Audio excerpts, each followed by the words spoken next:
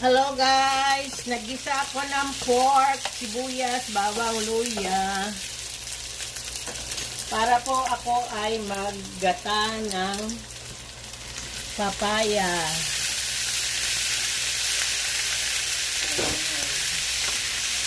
Gata tayo ng papaya. Gisa rin muna natin.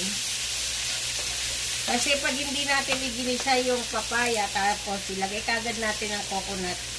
So, yun na yung coconut, pero yung papaya hindi pa luto.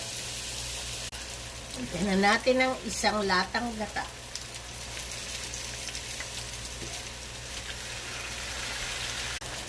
So, guys, maglalagay tayo ng curry paste. Ayan na. Para mas lalo siyang malasa, maglagay tayo ng paminta, Maggi,